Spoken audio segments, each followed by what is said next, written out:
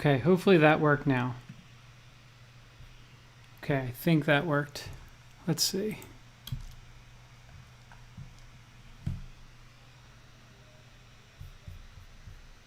Okay, I think that worked now. Let's see. If you guys are here, let me know if that worked. I don't know if it's at the same link or not.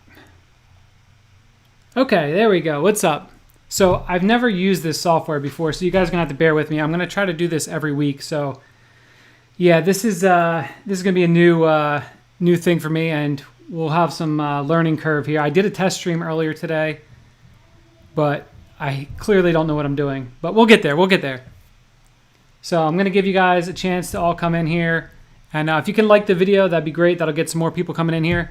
We'll give it some time to get everybody in here before I start talking about the Poker Out Loud experience. Yes, it's OBS, Poker Odyssey. So we'll give it like 5 minutes or so before I start talking about the Poker Out Loud experience and then watching the first episode together. That's the plan. What's up, Mike? What's up, Brian? How's it going? What's up, Miguel? How's it going, man? What's going on? Yeah, so we do a Thursday night live stream every week here on the channel. Me and Jody, my wife Jody, usually starts at 8:30. So we'll follow that live stream. Will follow this, and then yeah, for this we're just gonna go. Like I said, we're gonna watch the Poker Out Loud episode. I'm gonna talk about the experience. I'll talk about some of the hands. If you guys actually watched this when it came out on Tuesday, I didn't get to play many hands in this episode, so you'll get to hear some of my thoughts now. Miguel's ready to go to Vegas. He got vaccinated. Nice. I will try to, for anybody who's watching the replay of this, I will try to answer some like FAQ questions here. And for you guys that are here in the chat right now, if you can't see my face anymore? Really? What did I do? All right, let me go in here and make sure this is up here. Okay, let me bring this up.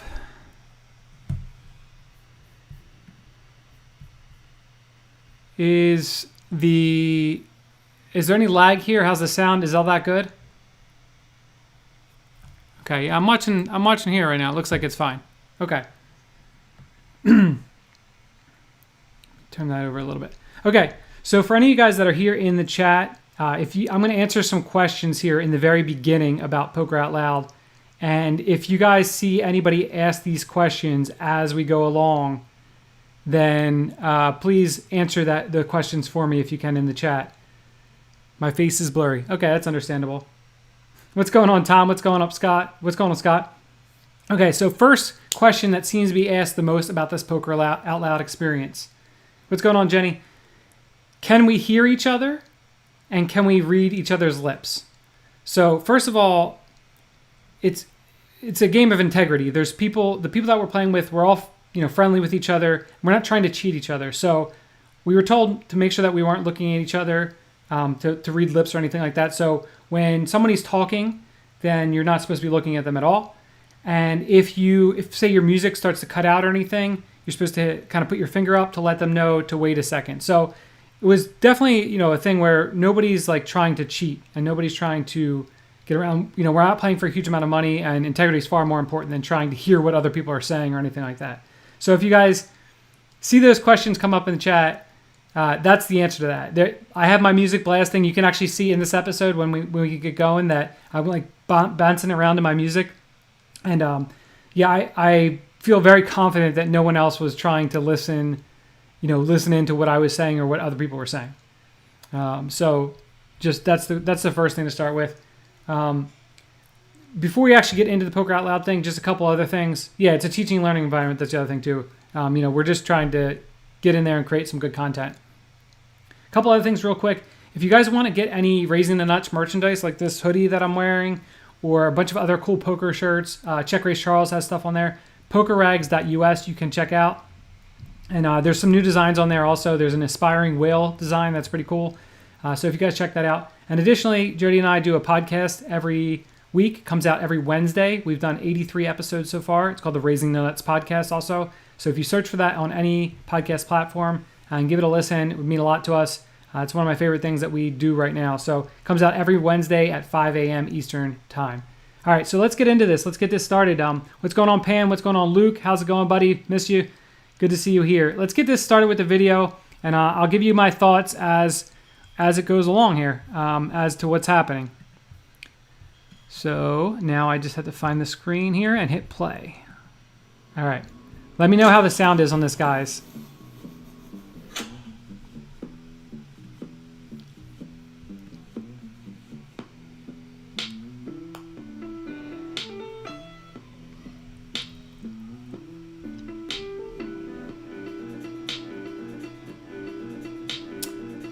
So we got the little intro here. It's pretty cool.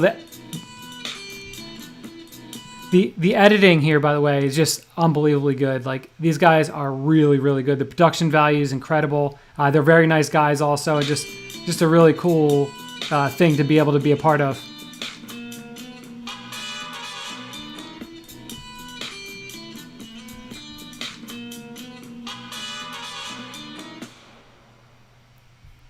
Yeah, I'm super excited about the Vlogger Edition.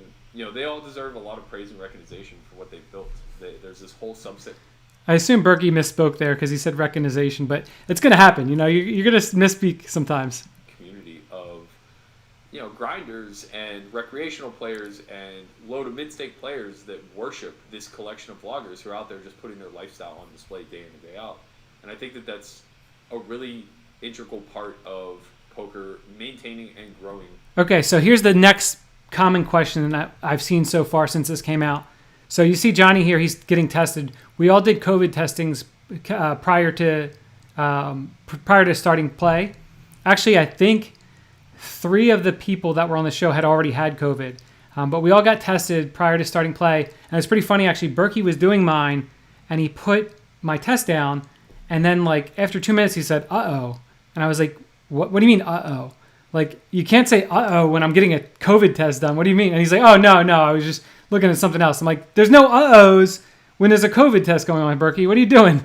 But yeah, we all obviously did not have COVID. I think it's a great learning tool. I think it's an opportunity for everybody to maybe start to identify in real time where there are some gaps in knowledge, where there's some blind spots. All right. And that's a shit. I just saw Jenny say the video needs to be louder to match your volume. Okay, so I just turned that up. Real quick here, Poker Odyssey, I don't have a mod that operates Nightbot because I don't know what I'm doing. And eventually, maybe that'll be, I'm going to try to do this each week, so hopefully that'll happen. Brian, yes, I'm playing with my own money. Yeah, playing with your own money. Shout out to Pigtails. What's up, Lisa? What's up, Bobby? What's up? Luke worships RTN. Awesome. Okay. How's the sound? Is that too loud? In that exact moment, but I always come away from these things feeling like I've grown as a player, like, tremendously. Okay, cool. Matt Vaughan has played Poker Out Loud before. Landon's going to be in the lineup as well. I'm pretty sure everybody else, Marle, Vi. So Landon played this the day before also. So he had the experience. You'll see in this episode, Landon talks a lot, and it shows that he obviously knows what he's doing, but also he had the experience of playing the day before. Matt's played the day before, or not the day before, but Matt's played on the show as well before. But I'll get into, when we first get started here, about what the experience is like. Vibes, Trevor, and Rampage, I'm pretty sure they have some familiarity with it. But I personally know firsthand that you don't really know what you're getting yourself into until that first hand is dealt and you have to speak. All right, so exactly what Berkey said there. I knew going into it that it's going to be a different experience. You're not used to sitting at a poker table and saying your thoughts out loud about why you're doing what you're doing. And additionally, when you're sitting at a table with people who are trying and know what they're doing, it's also a little bit different. You know, if you go to a normal cash game poker table, there's going to be some people at the table that just have no idea what they're doing. And you're going to be obviously looking to get into pots with them. And your strategy is going to be a lot different. Whereas in a game like this where everyone's trying, it becomes a lot more different to construct your strategy. Also, it's just, I guess there's some nerves that go into it. You don't really know, when you get that first hand, like, what am I supposed to say here? And I'd watched a couple of the episodes of Poker Out Loud, but I didn't know exactly how I was going to approach it. The other thing is that I have not been playing a lot of No Limit Hold'em, especially not a lot of live No Limit Hold'em at all. Pretty much none. I pretty much play PLO exclusively. Now, obviously, I have a very good grasp of No Limit Hold'em. I've played like 12 million hands or whatever it is over the course of my career, but it's not something I've been actively studying for the last 2 years. So as far as like bet sizings go and kind of like what people are doing these days, I have no idea.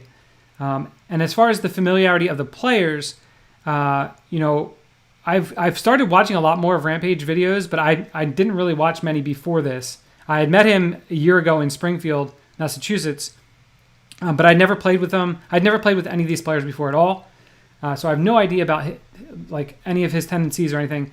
Marle, I've been friends with and have talked to, but have never played with her. Don't really know her poker style very much either. Johnny, I've watched some of his videos as well, but don't have a real strong grasp of his style either. And pretty much the same thing for Matt. So I was kind of going in not with any reads at all and just kind of going to figure out things on the fly. So was definitely like a little nervous about what I would be saying on the spot. Partially, one, because I'm out of rhythm with No Limit Hold'em, and two, because my game is kind of a feel-based game, and you'll see that as we get later in the episodes. I think I can kind of say what I'm doing, why I'm doing what I'm doing, but a lot of times I'm always going to come back to like, I'm pretty sure I have the best hand here, so I'm betting for value, or I'm pretty sure he's bluffing here, so I'm going to be calling down. And you can work in ranges there as well, but it goes from there. One of the things in here that I saw, Anthony said, "Why didn't you play every hand?" I considered it, honestly, but it's also very difficult to get away with when people are trying, and also when I don't feel as comfortable with what my strategy might be. I also thought my seat draw might not have been as great because I just assumed, and you never know, like afterwards I would have played a lot differently, I think, but I just assumed that Landon would be playing pretty aggressively and Rampage is going to play a lot of hands. So I felt like I had drawn not the best seat. So I didn't know how that was going to work. Basically, this ended up working out perfectly, as you'll see here. I'm going to hit play now so we can watch this.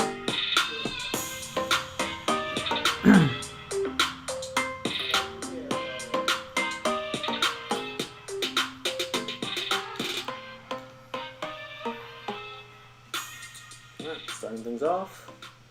Look down at bad hand. Just want to say, no one here at this table has a WCP bracelet, so it seems like I'm in the head right now. Or I'm going to get exposed. That's pretty hilarious. Like that's great. Like that. See, that's a great way to start out. And I wish that I would have had something like that prepared to say, because what ended up happening is you'll see that I ended up having to fold the first 2 or 3 hands, and I didn't really think about like what I should say to kind of break the ice for myself. So like having something to say like that, like Rampage did, is pretty smart actually, and it's pretty funny also.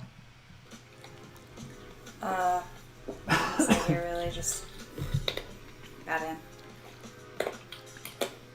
All right, first hand we have an ace in the cutoff, so don't really love that it's unsuited, but I'm gonna go ahead and open this one up for $30 standard 3x here. So I've seen in the I've been reading the comments from these videos, from both Johnny's videos and from the Poker Out Loud video, which is a dumb thing to do, honestly. But a lot of people are criticizing this open here. And in a normal environment, I don't think it's a very good open. It's break even probably in this environment, but with no rake, that's the biggest factor. And that's honestly something that I didn't really pay a lot of consideration to, which I should have probably paid more consideration to. And it's actually the same thing that I did. I was part of the group that played, excuse me. I was part of the group that played against one of the bots. God, I can't even think of what his name is. Pluribus. I think that was his name. As part of the Carnegie Mellon study that was partnered with Facebook, and there was no rake in that either. And it took me a while to take that into consideration for how that should affect your ranges. So when there's no rake, you can just open a little bit wider in these spots. So his open is fine. It's probably break even, but slightly profitable maybe. So like I think if I could go back and do this again.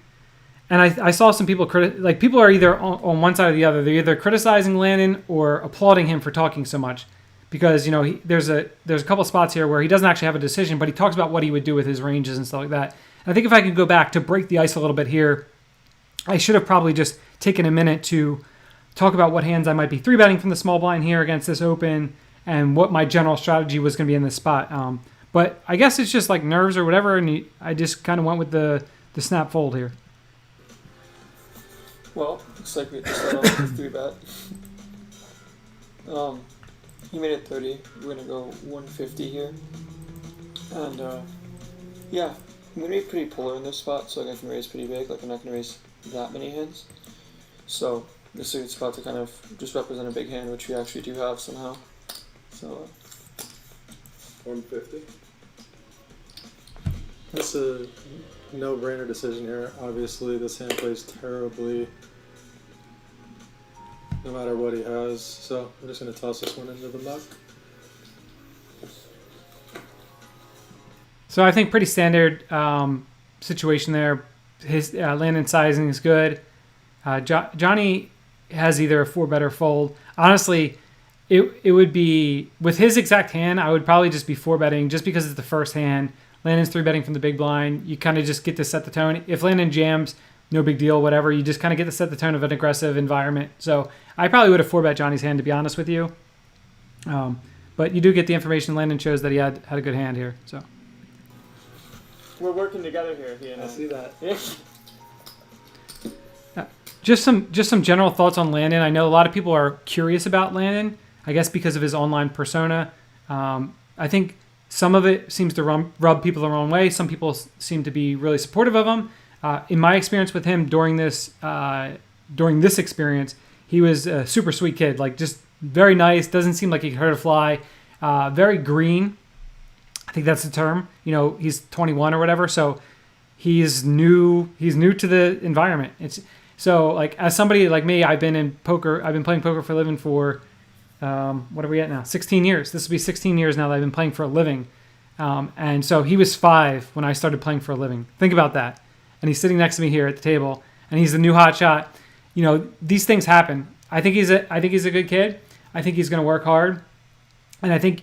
But with what comes with that, apparently I didn't turn off my notifications, is, you know, recognizing that if you want to be around for a long time, you have to get through the variance. Like if you can have some really positive variance in the beginning, you know, you could be a new pro in Sunrun, but if you can't have the mental stability and keep working hard and run well, especially if you're playing live poker, run well and have good situations come up, it's going to be hard to stick around for a long time. So I do think Landon seems to be all in on poker, so good for him and good luck to him.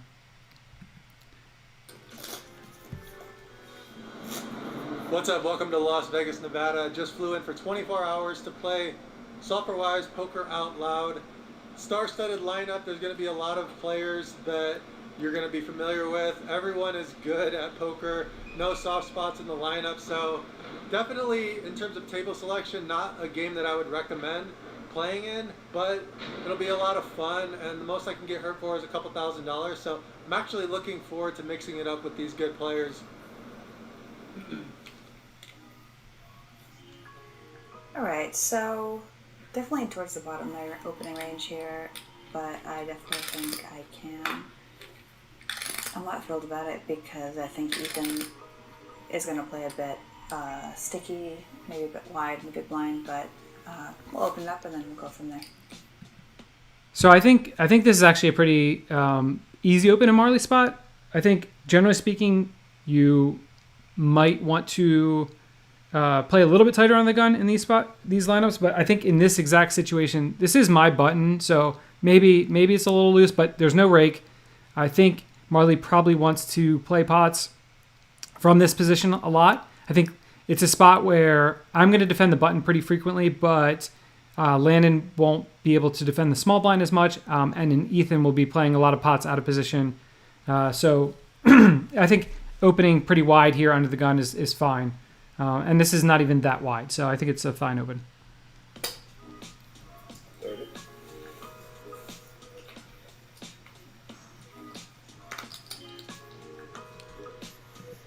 So again, I just snap folded and I have Queen 9 offsuit, but again, a spot that I could sit there and talk about what I should be doing in this spot versus on the gun open. And I think I guess it's just nerves. Like I don't know, I wished I could go back and start like talking about what my overall strategy would be against the Undergun Open here in this spot. I think if I do appear on the show again, that's definitely something that I'll be doing, talking a little bit more in depth about what my ranges would be in certain spots, as kind of Landon did here. I think having the experience from the day before is probably really beneficial to him. Okay, so in this spot in the small blind, we are going to have some calls. They're mostly going to be small suited hands and pairs. Just because there's no rake, it makes it a lot better to be able to play hands like that, just because there's a lot of value in trying to see flops with hands like that. This hand's a very easy fold though. Queen Jack off is probably defend, maybe, against, maybe not really against an Undergun opening range, but everyone else folded. $20 more to call. I think we're just going to see what happens. Yeah, easy call for Rampage here in the big blind. Not really much else to say about that. Check my whole range to her. Definitely amazing board from my range.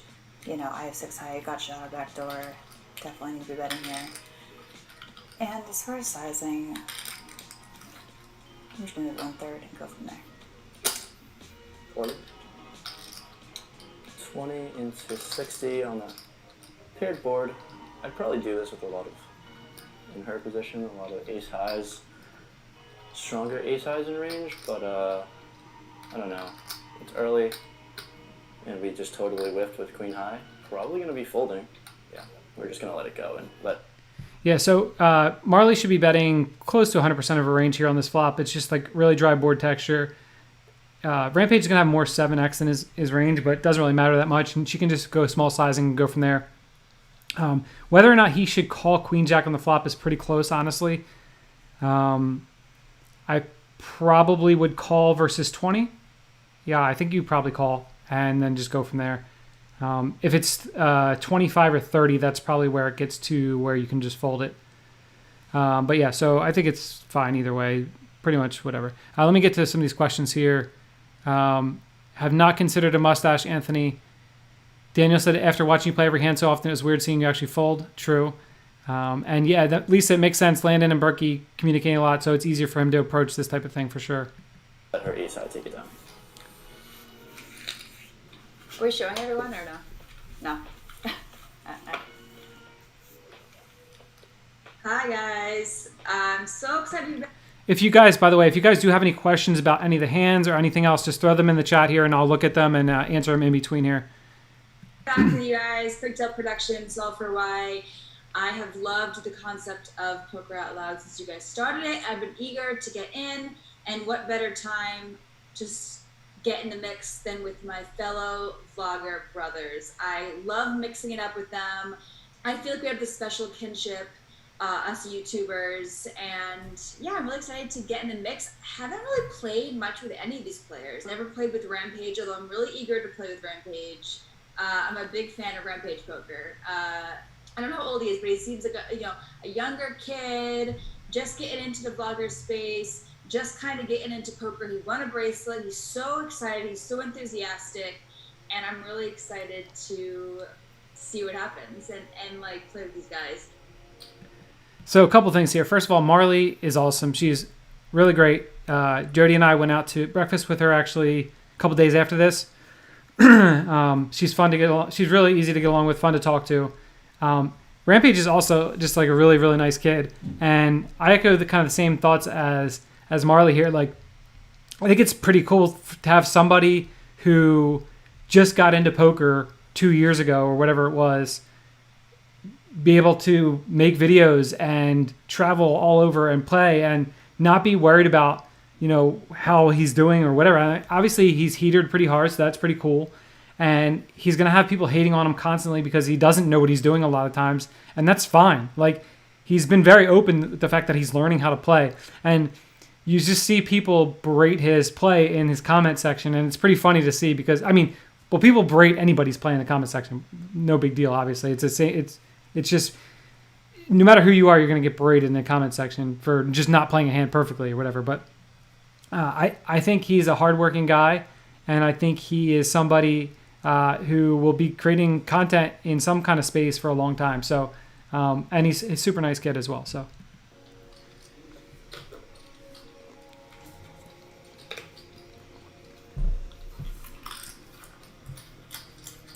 Another trash hand. All right, I finally spoke, guys. I didn't even know. I needed to just say something so I could get some words out at least. Really easy open on the button. With no rig, I would actually play a lot more hands than if I were to play like a regular 5-10 game. So yeah, pretty easy open here. Just gonna go 3x. Small blind versus button.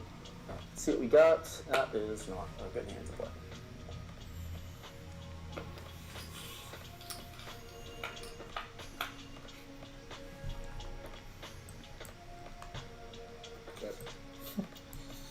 Okay, we have a gutter, we have ace high and showdown. We also have a 7, which is nice for future streets.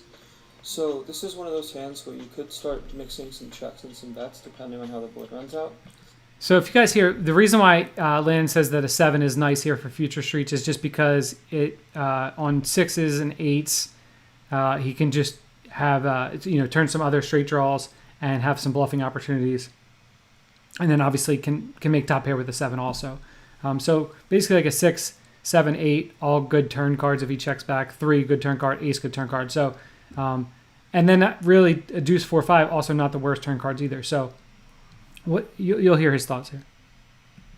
So I'm going to start by checking this combo just because I do want to have some ace highs for showdown as well as make some pretty disguised straights to the higher end versus the lower end. If I had like a hand like Queen 7 suited or something like that, I would start betting with the ability to be able to bluff on later streets as well as like represent that I have a straight blocking her continues like 6, 7, and 7, 8. But with showdown here, I'm just going to check back. So basically, he can check back a7 here because he has showdown value. Queen 7 doesn't have as much showdown value, has more need to start bluffing. When he has Queen 7, it's more likely that Marley has a hand with an ace in it that's going to call flop, and he can start. That's the type of hand that will call flop and fold turn, or call flop, call turn, fold river. So those are the reasons why he would start betting Queen 7, but not betting Ace 7.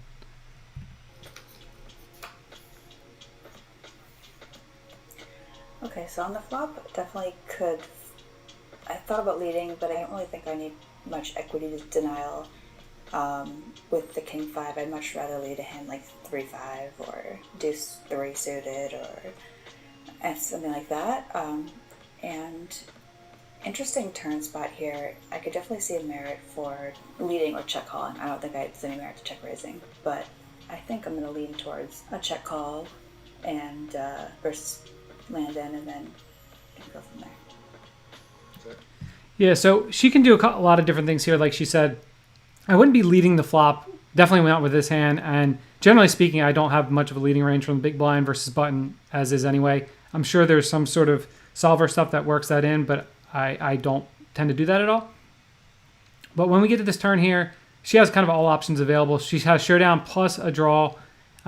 There's not very many hands of Landon's that should improve on a 9. Pretty much ace 9. Ace 9 is pretty much the only one I can really think of. I think most of the others tend to start betting flop. He can check back some king 9s and queen 9s and 10 9s, I guess, on this board. But yeah, mostly ace 9 is the card that the hand that improves. His hand, when he checks back flop, looks a lot like ace high type hands. There'll be some other give ups. He'll have some other things for balance, but generally speaking, it's very hard for him to have a really good hand at all. So yeah, I think she can either lead small here or check call. I think either are fine. Okay, we still have showdown. We unblock both draws, and ace high is technically going to be good here a lot. Lisa asked what I'm listening to here. I did listen to Sessions a bit. Brian Space said he's listened to DGF sing folding songs. The folding songs in today's episode of Sessions were incredible. You guys got to check them out. They're so great. Actually, Check Race Charles, who just got here also, he on his Twitter, he shared a couple of the folding songs, or at least one of the folding songs. So you guys check that out on Twitter, or go to the Sessions podcast, anywhere you can listen to podcasts. I also listened to Juice WRLD, Linkin Park, Thrice. I listened to a lot of stuff. Basically, the whole time I was texting Jody, who was at DJF's house, actually, and we were just texting back and forth. A lot of my face, honestly, I said this to some other people, but a lot of my face in this video, you see me like this because Landon's talking most of the time. And a lot of time I was just thinking, man, what is he talking about for so long? Specifically in spots where he ends up just folding. There's a lot, obviously, that you can go through in each hand, as I'm doing here. But it just seemed like he was like really talking for a really long time in a lot of spots. And it probably was made worse by the fact that I just didn't have any decisions and just didn't talk at all. She would start value betting all of her strong hands, like sets, 2 pairs, and then most of her bluffs that block straights that contain a 3 or a 6, depending on how it runs out. So in this spot, I'm not going to bet because she still has some check raises, which would be combo draws, which would put my hand in a pretty tough spot specifically.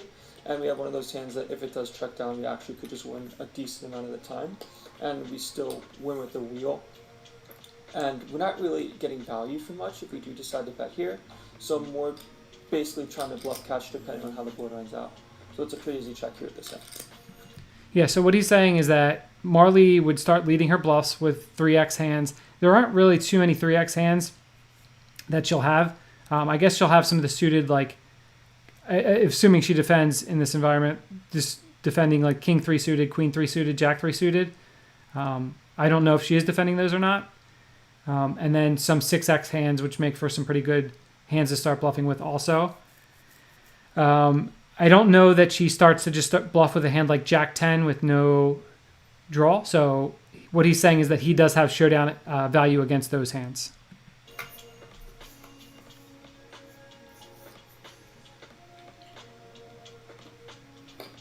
Now at this point, I definitely think we can go for some value.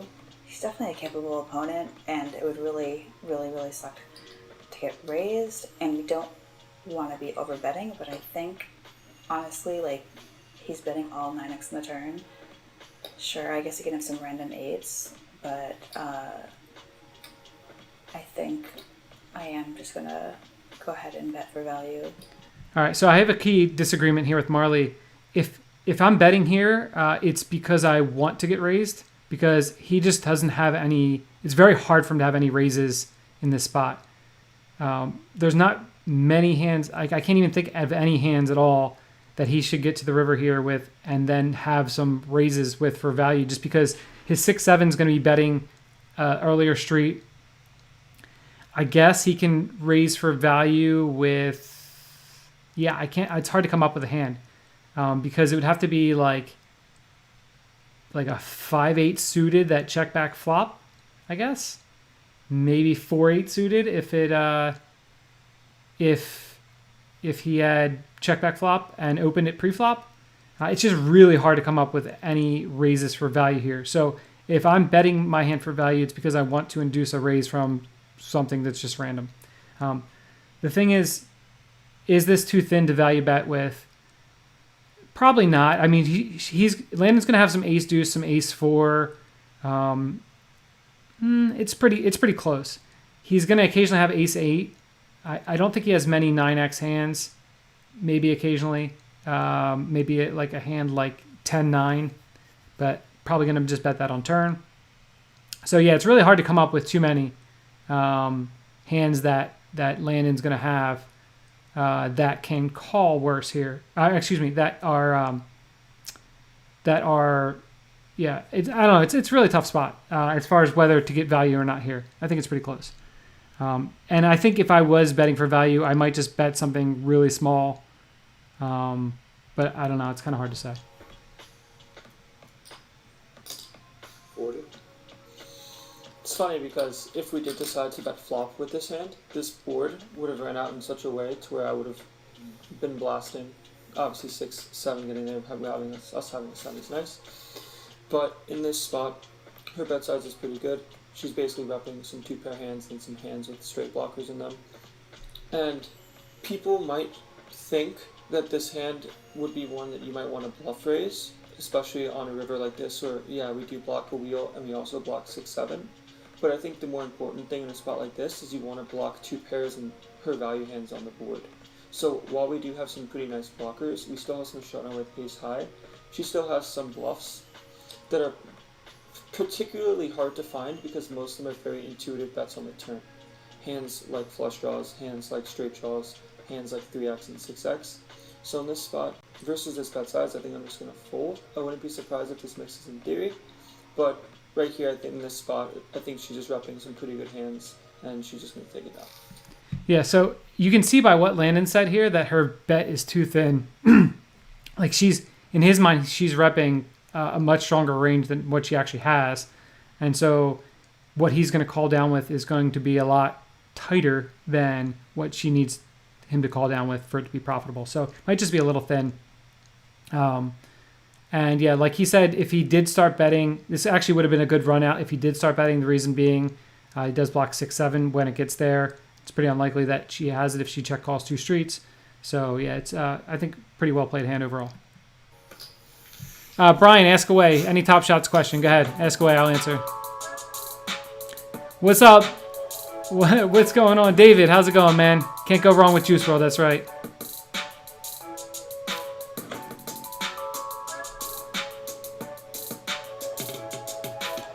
Okay, so by the way here, I want to mention this too. There's hands that didn't show up in the video here that did happen. So let me see if this is one of them. No, yeah, okay. So the next hand after this was folded to Rampage. He opened the button with ace-8 offsuit and won the blinds. And then the next hand after that was the first hand that I VPIP'd. So I folded the first 4 hands. And then the 5th hand, I had ace-queen. And then I talked about what hands I'd be opening. So it was actually the first time that I talked, I think, if I can remember correctly. I thought I talked about like how I envisioned things playing out and everything. But I guess because I just won the blinds, you didn't even see it at all. And then the next hand after that, Rampage opened again with Jack 10 of diamonds from the hijack and won the blind. So there were 3 straight hands in a row where there were opens and just raise and take it. So I think that plays a little bit into gameplay. It's really boring to obviously watch. So I can see why they wouldn't include those things. But just throwing that out there as, you know, so you guys know what's happening in behind the scenes action. Alright, so we finally got a hand that is definitely going to be part of my open range here. I'm going to open the same size of 30 that we've been seeing the table doing because it seems like it's getting folds. I don't think there's a need to go bigger, and we are fairly deep. We could go bigger, but I don't think we need to. Obviously 7-8 suited is going to be plenty good to open here, so that's what I'm going to do. So this is hand 7 of the session. This is the first hand that Matt has VPIP'd at all also. What's going on, Mark? How's it going? Good morning to you. What's up, Harry? Thank you very much. And Jody will be here in a little bit, Mark. So again, I had King 6 offsuit, not a hand that I'm going to put any money in the pot with. But again, a spot that I probably should, again, like I said, start talking about what my 3-bet range would look like against Matt's open here on the button, as it'll be really relevant to episode 2. As you'll see, we get into a bunch of spots. But I think this actually was a kind of ideal start for me, just in the sense of like when you sit down at the table, you kind of want to get a feel for how things are going, right? And you don't really know, especially when you're a field player like I am, you don't really know for sure what your ranges are going to look like against these players until you kind of get an idea of how they're playing, how you feel like they're going to react to you. I felt like coming in that people would think that I was going to play the most hands. And probably did end up being the case, even though it wasn't the case for the first 12 hands here. I'd have to look back through all the VPIPs, but I'm pretty sure after the first 12 hands, I probably played the most hands, but I don't know for sure. But, you know, it's really hard to say early on what my 3-bet range is going to be in this spot. You know, I would say most hands that are playable, I was going to 3-bet in this spot. In a Nordic environment, with suited cards, you're mostly going to want to defend your big blind. There's obviously some exceptions, or like some really low ones, like deuce 3 is mostly going to be a fold. But this one definitely has to play. And I would 3-bet basically hands with decent blockers, just because we are playing 200 big blinds deep instead of 100. So suited play Bodhi makes a lot more sense, because if you do face a 4-bet, you're going to want to be able to continue pretty easily. So hands like ace-queen off would still be a pretty decent 3-bet, but then 4-bets aren't that great. So a hand like Jack 10 suited and King Queen suited performs like a good amount better. But this is just a call. So this is a spot in Landon's case with the 9-5 suited where I'm out of practice a bit. in the past, this would be a spot that I would tend to call, most of the time, and then 3-bet some of the time. He didn't even consider 3-betting, and that might just be because of being 200 big blinds deep. I'm not sure. But yeah, I think call is pretty standard.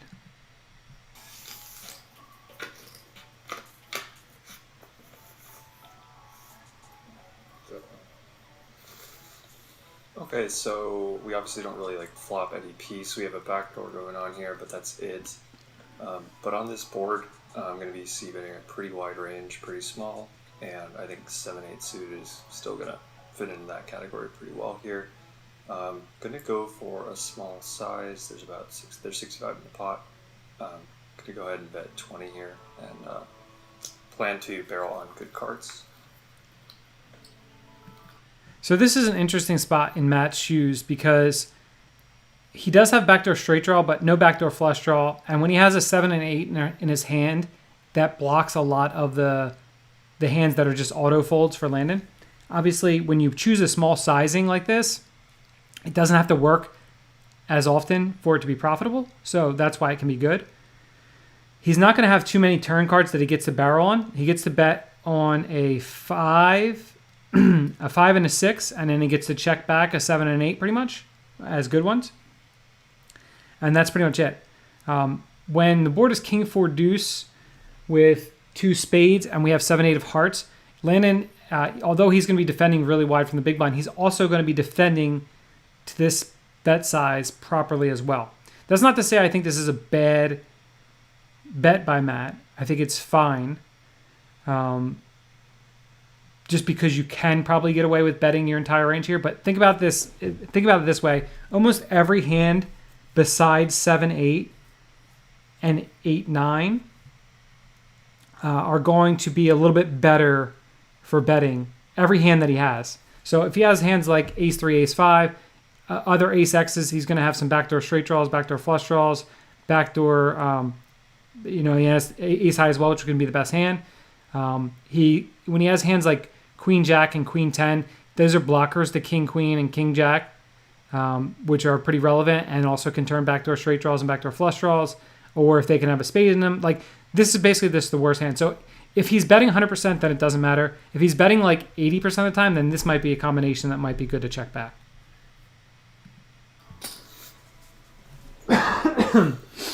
He bets 20 into about 65, which is a pretty good size. He's going to bet a lot of his range for his small size here, just because he has such a good advantage on this board with all the strongest hands.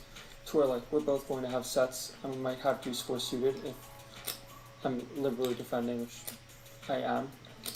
But he is going to have pocket kings and aces and the stronger hands, because I'll mostly bet the stronger ones basically in full. So with this hand specifically, it's going to be a fold, but with overall range, you're going to want to be able to take backdoor hands and flush draws and use gutters and potential hands that can make good hands, as well as unblocking his main draws to mostly choose the check raise as well as your value hands. So if I had, let's say, instead of 9-5 of hearts, I had 8-5 of diamonds, that would be a good hand to get in there a little bit of the time, just because you have a pretty disguised hand, and he's going to be c-betting really wide, so you want to basically raise that aggressively. But this is just a fold. Yeah, so Brian said when he says that, what isn't he betting? Yeah, if he's betting 8-7 of hearts here, it just means he's betting 100% of the time. There can't be any checkbacks, I'm guessing. Landon's on point here with what he should be defending. He's got to be defending really wide versus this small size of this small of a bet. He just has one of the worst hands to continue without having any backdoors aside from a backdoor straight draw. So he has just an easy fold with his exact hand. So Matt kind of ran into a spot here where he possibly made too wide of a bet in this spot, but got away with it because Landon just had that really bottom, 20% of hands in on this texture to just have snap folds. So I actually have played Poker Out Loud before. It was January of 2020, so smack right before the pandemic hit. It was one of those things where you watch it a few times, it's really cool, and then you sit down in the chair and you're like, I have no idea what I'm doing.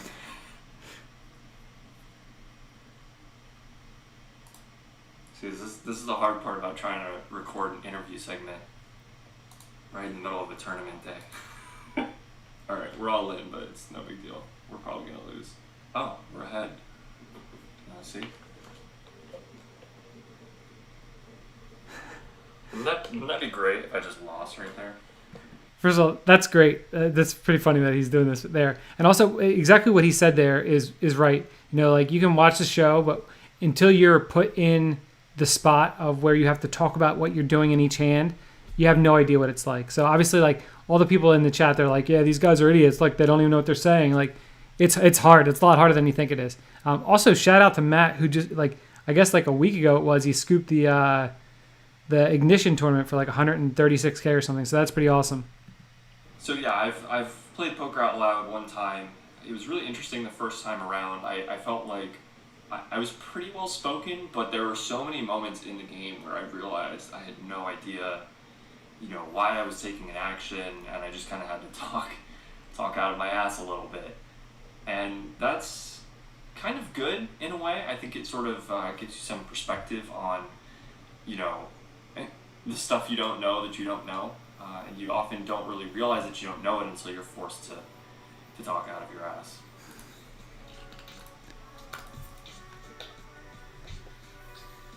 All right, you guys ready? I'm finally going to put money in the pot. So this is the first opportunity I've had to actually talk about what I was doing while I was doing. And this is hand 8. And by this, think about it, by this time, we're almost an hour into playing, probably only 8 hands in. And the vast majority, it feels like nothing has happened. And, I play PLO, I play online. I'm not used to playing live. So I am just bored to tears at this point. And like I said, I wish I'd broken the ice earlier with some things that I would say in depth. I think as the season goes on, you'll see that I get way more in depth with things, and I feel way more comfortable talking about what I'm doing. So yeah.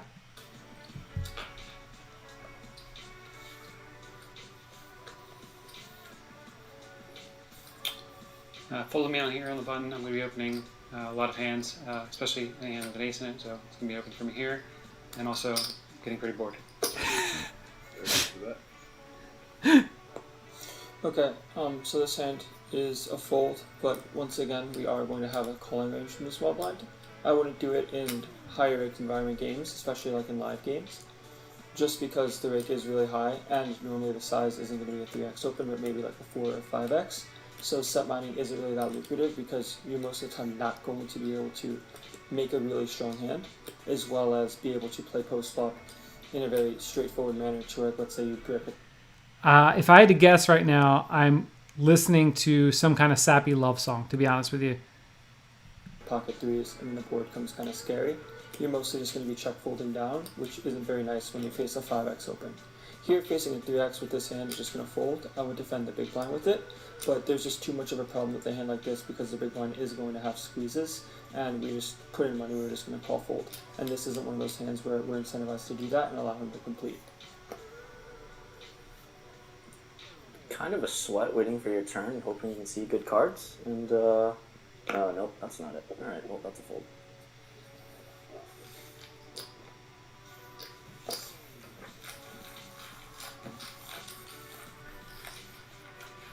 If you want to get this straddle shirt, go to pokeregs.us. Conrad is the dealer, Anthony. Conrad's awesome. Matty Young, no lip reading. We're not allowed to read each other's lips. Yeah, definitely cool dude. That we have been getting a fair bit of walks here, or just fooling around in the big line calling, so it could be an opportunity to start widening my range, although this hand in particular is not falling into the category. It's just going to be a slam dunk open, and I'm going to keep using the same size again because it seems like it's getting the job done.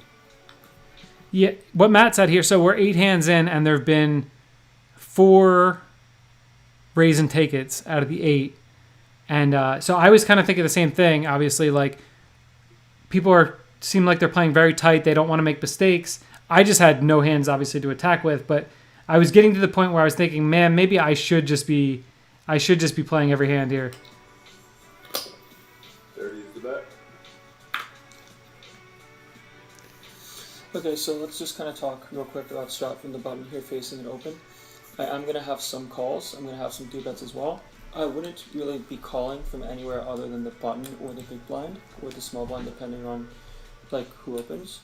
But in this spot, like let's say I was the cutoff, having a calling range is really tough because the button could squeeze or call, and then you're playing the hand out of position, which is just going to be a problem and it's harder to do. So this hand obviously very easy fold, but that's kind of how I approach this spot. You know, this hand usually is a fold, I feel like, but considering how I'm usually not good enough to play this hand, I feel like folding here is actually really dumb. Or not dumb, but just minus EV, so I don't know. We're gonna call one and see a flop. Maybe, hopefully Marley doesn't 3-bet. Yeah, so even with no rake, this is just a very poor pre-flop call by Ethan here. If he's going to play the hand, just 3-bet it, take control of the pot, like have some initiative, and you want to knock the big blind out of the pot. You just don't want to be in spots where you're flatting small blind here with this hand. Yet Landon obviously talked about his strategy on the button, which is good. Again, just reiterating here, yeah, it's all done by honesty. We're not like we're trying to entertain people. We're not trying to cheat. And everyone has their music turned up loud. We actually had on Spotify, you can set it up so there's fade, so there's no. Looks like it's frozen on my screen. Okay. No. Okay, I think we're back. Okay. We're back? Are we back? Hopefully that doesn't happen again. Okay. Okay, cool. My hand's just terrible. No So yeah, I forgot what I was saying. Yeah, so yeah, no lip reading. We're just all trying to Planning to check my whole range down. to do the right thing, obviously. Okay, so Ethan calls out of the small blind. I think that in general he's gonna play a lot of hands as flats here. I don't know a lot about his game, but I sort of suspect he might not be 3-bet or folding as high of a frequency as some other players would be in that spot.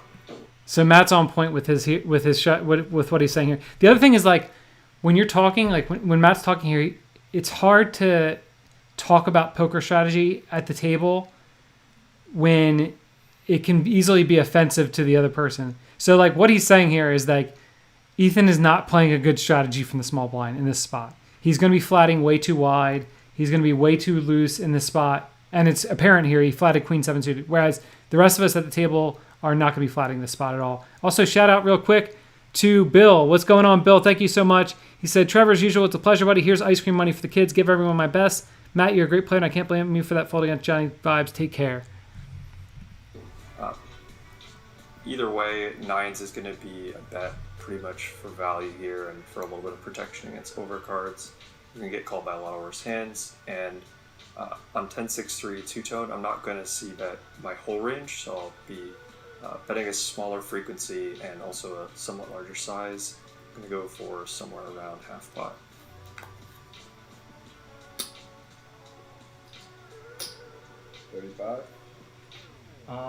Alright, so that's one of the issues with playing this hand.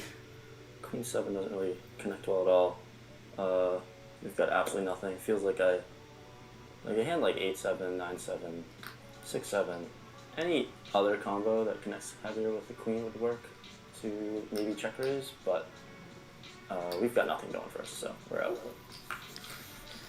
So Matt definitely really impressed me, both with his play at the table and then in this episode, just listening to some of his thoughts already. Super excited to. You know, he had a tough seat. What's it called? Eric, you asked, is Landon, how big is Landon? So I'm 6'3", and he was probably about an inch or two bigger than me. Yeah, he's pretty tall. But yeah, so I was impressed with Matt's play, though. Obviously, we only played 90 hands, so there's a very small sample. But he had a very tough seat. I was on his direct left, Landon on my left, and he just kept coming after it. He wasn't afraid to. He wasn't backing down. He just kept coming after it. So it was fun. It made for some good hands. Play in this session because when I was learning the game of poker, like I said about 2 years ago, I watched a lot of people's vlogs. Here, I watched all of Marley's vlogs, Trevor Savage's, Johnnie Vibes, and Matt Vaughan's. Those 4 people watching their videos have helped a ton in terms of learning the game of poker myself, and seeing that community out there influenced me to make videos myself, and it should be a good time, and I just might get exposed.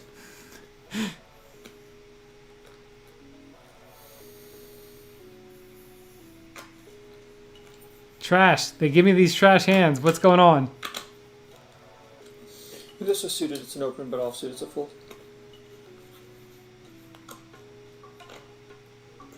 Once again, folds around to me on the button. You see that yawn there? Yeah, that's me being very bored, and I need to play some hands. I'm not sure if people just aren't getting cards or what, but this is a playable hand on the button. Definitely gonna raise. Open, king 9 suited, playing position. Very easy open there for Rampage, obviously. Marley has easy fold in the small blind. Jack 8 offsuit definitely has some playability. I'm just gonna call and see a flop, see how it goes. Yeah, easy call from Johnny here in the big blind.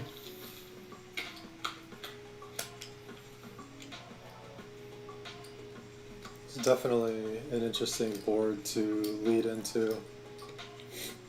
I don't have a diamond though. I would definitely want to have. Again, I'm not sure why everybody wants to have a leading range here from from big blind versus button. It's not something that I do, like I said. So, and probably not with this hand. I would be continuing with this hand, obviously, but yeah.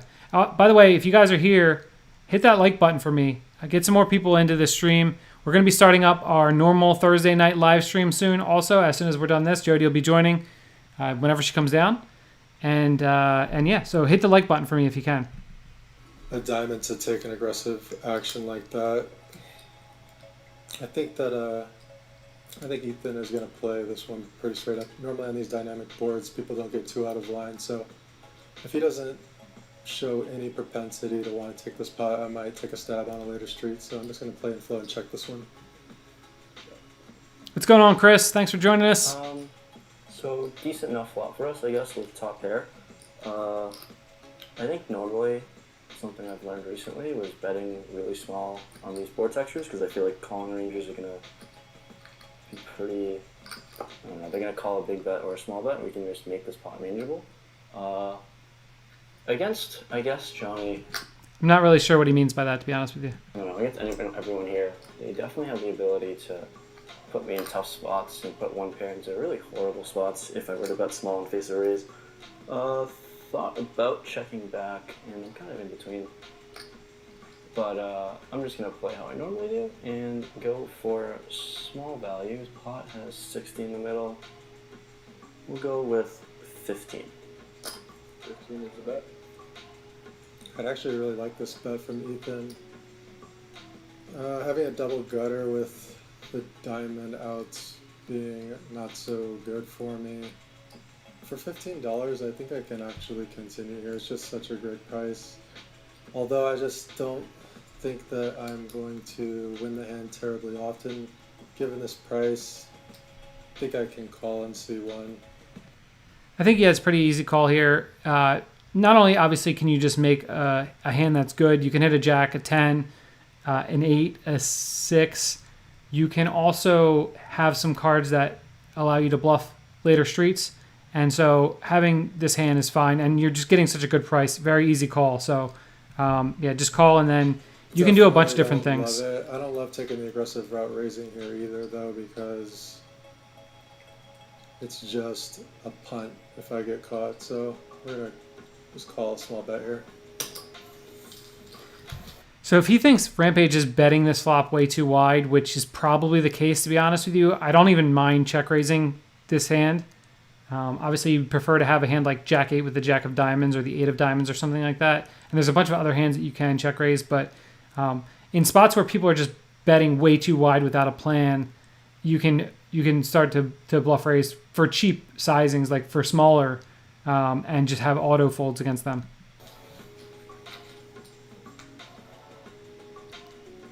Yes, there will be Jody Thinks like might drop. She'll be here soon. I think that Ethan is going to have a fair amount of checkbacks here. So I'm going to check this one again and play in flow and expect him to check back a fair amount of time. If he puts out a bet, I'm confused why Johnny thinks he has a lot of checkbacks here when he bets flop. Not to criticize him here in this instance, because as you'll see, it's very difficult to, like, you can immediately say something. There's a bunch of times that I said something later on in the season that you'll see where the next street I was like, no, I think I was wrong on saying that. But I think he's obviously going to check back some of the time here, but there's no reason why to think that he wouldn't continue betting. It's just going to be a pretty easy fold regardless of sizing, with only one more card to go.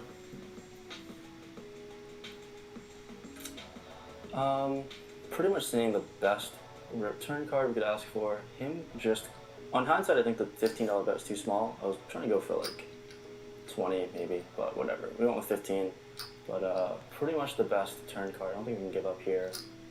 Now, I feel like sometimes I can overbet this to maybe start looking like a draw or a bluff of some sort, but I think in this spot, we get a lot of value from him just flat calling the 15, and even though one pair is really thin to go for some sort of overbet. We frozen again? I think it's kind of talking myself into it. So looks like it's fine on mine. Okay. So we're going to go 115 and see what happens. All right, so Rampage goes for an overbet here, which is kind of interesting. I actually don't mind it quite that much. I think it's okay. I think there's still tons of hands that will get called by worse, and you're really looking for one more street of value. So this is a spot that I actually don't mind going for just one big street of value on the turn. And it becomes very difficult for Johnny to defend properly against it. And you can balance this out by having a bunch of diamond hands that are good hands to start betting real big on the turn with also. So I actually don't mind this sizing from Ethan at all. And Johnny has a pretty easy decision. 115. All right, I kind of love this sizing because it makes my decision so much easier. Tossing this one into the muck. Thank you very much, Ryan. Much appreciated.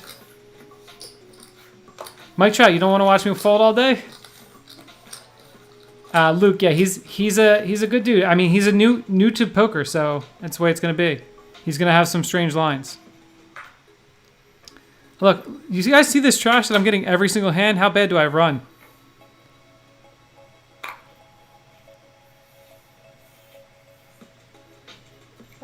Something good again. Gonna open it up here. 30.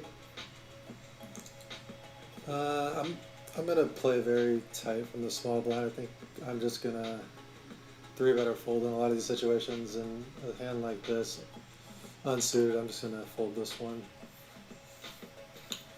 Alright, so in the big blind, we're going to be against this size defending pretty much anything that's a sort of reasonable looking hand, and I think that 7-4 suited is going to fit the bill. I'm not going to 3-bet this hand. I'm going to pick better holdings to do that, and generally more hands with blocker value, which this obviously does not, but we will take a flop with this hand.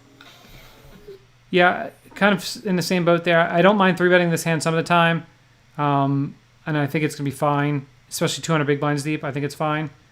But yeah, easy call.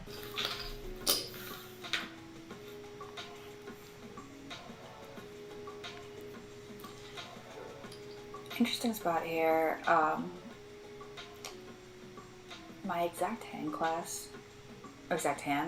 obviously probably would like to do checking here, but I think this is just a borderline and just range bet small. So I'm going to do that.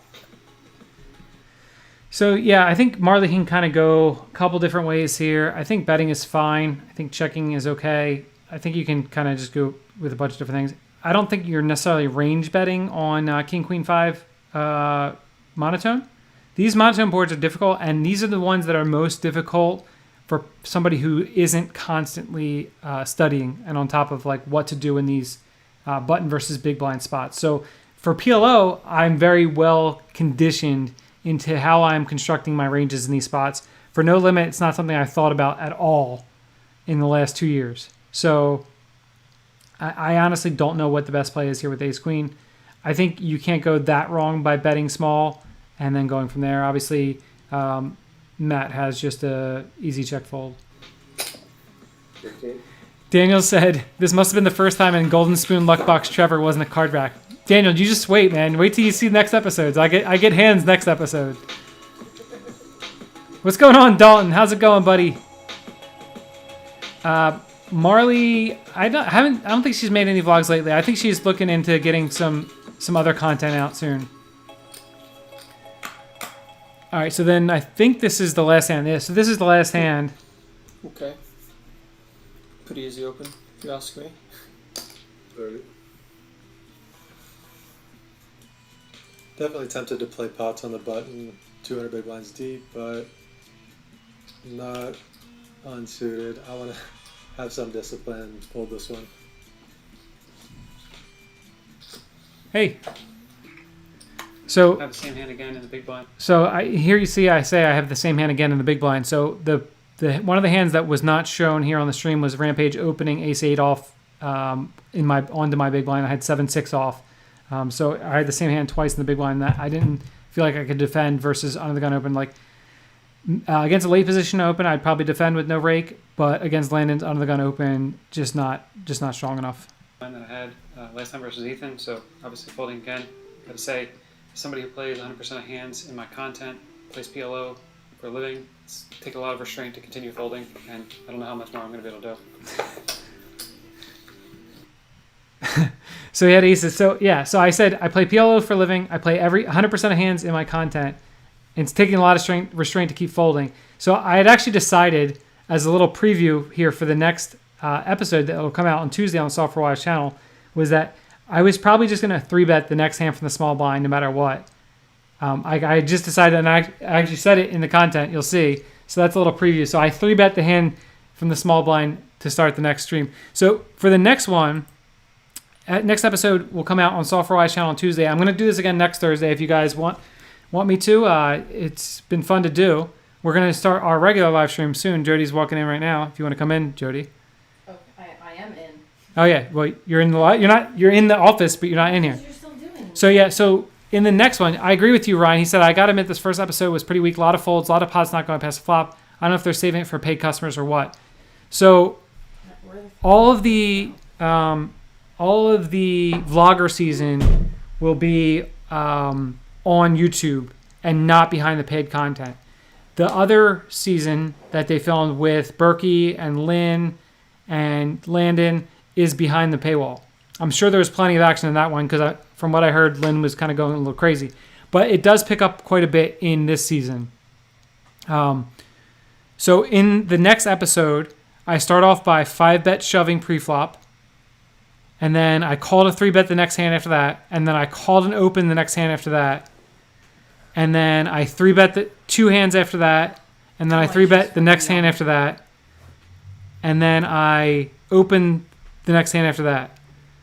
So of the next, let's see, 1, 2, 3, 4, 5, 6, 7, 8, 9, 10, 11. So of the next 11 hands, 1, 2, 3, 4, 5, I play 8 of them, I think. So you'll see in the next episode, I'm way more involved. There's more action. So there'll be some more stuff going on. So yeah, so do you guys have any questions about this? What's up, Ralph? How's it going? If you guys have any questions about this Software Y, we'll wrap it up and we'll start our normal live stream here with Jody yawning. So hey, let me do this now. We can get rid of this, and then we're gonna make this bigger. Shoop. There we go.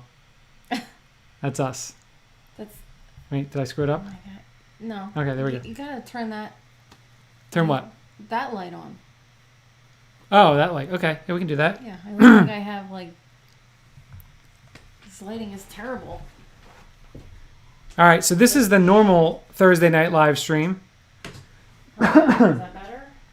Is that better? It doesn't really make much of a difference. Hold on, let me get the other light. This lighting is making me look like an old hag. If you guys have any questions about the Software Y stuff, throw them in the chat. And then if you have any other questions about life, about us, about anything, throw them in the chat, and we'll do that. We do this live stream every Thursday night at 8:30. Later, Pan. Take care, buddy. We do this live stream every Thursday night at 8:30. It's about an hour long. We just chat. We have a bunch of regulars here that hang out with us, and we have a good time. We play Jody Thinks. Yeah, hit the like button if you guys can while you're here. We play Jody Thinks, which is a fun game with Jody. We have a podcast that we do every week. I mentioned at the beginning. It comes out every Wednesday morning at 5 a.m. Eastern. It's a podcast about life. I talk about poker. Like the last episode, we talked about irrational anger and tilt and all those things. I gave my February poker update. So if you check that podcast out, if you search for Raisin Nuts on any podcast platform, you can find that. When is new content coming, Jenny? This is the content for now. I want to do this as a live stream because I don't really have the time to edit videos right now. I will make one video that will be a preview of a couple of hands that were played later on in the season from the Solve for Why stuff. But I don't really play live poker at all. I play online poker, so it's hard to make content. And if I'm going to play to make content, it's going to be playing every hand, and I really haven't felt like going to the casino. A new casino did just open up. Whoa! Woo-hoo! That's right in my face. A new casino did just open up. Philly Live opened up right across the bridge from me here. Me and Jody went and checked it out. What the hell did I do with my water bottle? I don't know. Me and Jody went and checked it out 2 weeks ago. It was very nice. Poker room looks beautiful. So maybe at some point I'll see if I can film there and I'll do a play every hand challenge from there. Mark, you want a mod tool? Mark, you get a mod tool, buddy. You've been around long enough. Like an old hag, even with this lighting. All right, I give up. Mark, you've been around long enough. You're here every week. You still get you get a mod tag now. So Ralph said, Trevor, when I see a bunch of folds and a tight game like you were on, I would raise any two in the cutoff and button, play cautiously, land and calls on the button. What? I haven't yawned at all until I came and sat down here, and now I can't stop. I just saw you yawn on the stream. So that's the thing, Ralph. It's hard. Like, you just saw 12 hands. That's 2 orbits. So it's not like I can just immediately assume that everybody's playing tight and open a bunch of trash hands. People weren't even really playing tight. It was just that they didn't have any like actual playable hands at all. There was no like tight folds that were made. So it just was kind of variance that happened. As you'll see for the rest of the session, there becomes a lot of 3-betting, a lot of 4-betting, a lot of pre-flop aggression. So you want to be careful to not make an adjustment to that. Lisa said, have you thought about making some content for me PLO play? Not really, Lisa, mostly just because my player pool is very small here in New Jersey, and I don't really want to talk about PLO at all with anybody who might be watching me play or playing with me routinely. I mean, if they play with me routinely, they know that I just always have a really good hand and they should fold. Here's one for you, Jody. Yes. Ryan Miller, what's going on, Ryan? He said, I'm trying to get my girl to understand that just because I lose one session doesn't mean I'm a losing player. She doesn't understand variance and poker as a long game. I can't get through to her. Why is that for me? How can he get his girl to understand? I don't understand it. but if I lose, trust you, right? And my hair's lopsided. I trust you, and I mean, we've been together for a long time, and you've been taking care of the family for a really long time. So I have no reason to doubt you. So Ryan, do you use like an app where you track your sessions? Because maybe that'll be beneficial. You can show her that you've played X amount of hours over a long period of time, and you win at this hourly rate, and just kind of approach it from that way. Because it's makes sense that you wouldn't understand. It's hard to understand it unless you're involved in it. Daniel said, Jody, come back, getting tired of staring at Trevor. Jenny said, you're just missing the red lipstick. I'm in workout clothes. I'm missing more than red lipstick. I have just workout clothes on right now. Ryan, I hope that once the world opens back up, we're able to do some meetup games in Philly and maybe even start like a monthly game somewhere or something like that. And would definitely be up for some kind of meetup. Big Tom, what's going on, buddy? He said your new bed looks uncomfortable. Oh, we went a mukbang. Dalton, yes, the live stream at one point had over 60 people. The record was 75 that we got to on a Thursday night. I can't do a mukbang this late at night because I don't really eat this late. Maddie, he said, ever thought of doing a play every hand for online play, easy to edit or even stream? So I actually did this when I first started the channel 2 years ago. Anthony, who is here, was there for every play every hand live stream. There were some ridiculously funny moments. One in particular when Andrew pooped himself on the live stream.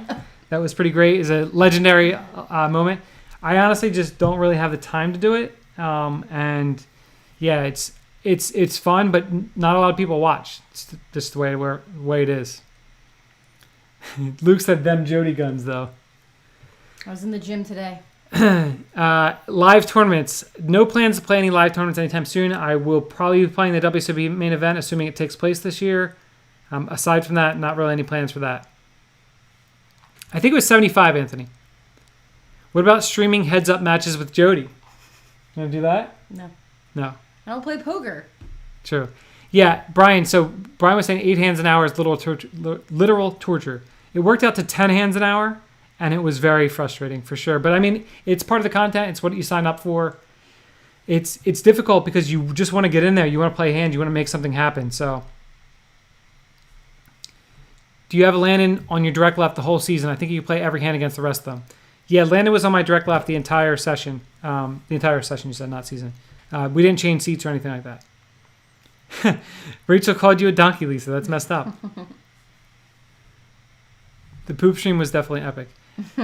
Is the WSP on for the fall? From what I've heard, I can't. My throat is all jacked up. That it's going to happen in September. No, I have like something in my where I just keep coughing.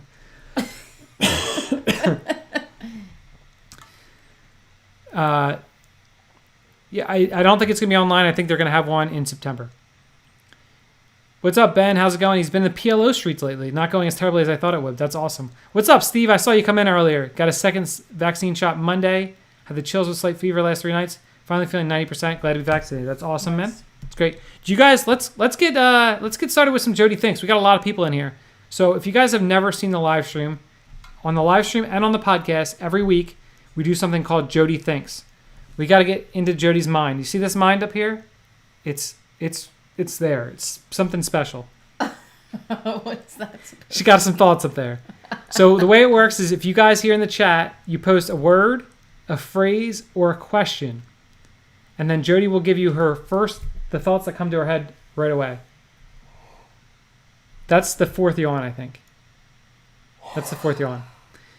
Ralph said Landon's so tall he belongs in the DGF community. That's definitely true. All right, so you put your words, your thoughts, and your phrases into the chat. Oh, wait, we need music. We need the music. All right. I got the music. I got to do the old music because I don't have the other music in my... I forgot to put the music in the podcast this week. I completely forgot to edit it in. All right, here's the music. Ready? Oh my god, my eyes look awful tonight. I'm going to sit here like this. Thank you. Okay, here we go. You can see my eyes. Ready, Jody? Yes. Is Pluto a planet? No. Wait, what did the kids say it was? It was like a dwarf something? Something like that, yeah. Dwarf planet, I think, isn't it? I don't think it's a planet anymore. Oh. Donkey Punch. Why are my eyes so puffy tonight? Donkey Punch? I don't know. I'm sure I've wanted to donkey punch several people in my life. Anybody in the chat that you'd like to donkey punch? No. Mm-mm. Okay. 6. The number 6. Nothing. You're really not. It doesn't make me think. You're knocking it out of the park today. I don't know what. Listen, here's the thing. When it comes to this, it's like you have to find the words that trigger a story. Yeah, we right? need. So yeah. if you pick stuff that doesn't trigger a story, then it's. We need to trigger some stories here, guys. Get better words and questions in chat. I don't know what Dalton's saying here. It looks like it says music CCXC. I don't know what that is. I don't know what that is. Maybe he's just asking for the music. The shit. Sprite cranberry. I don't drink Sprite.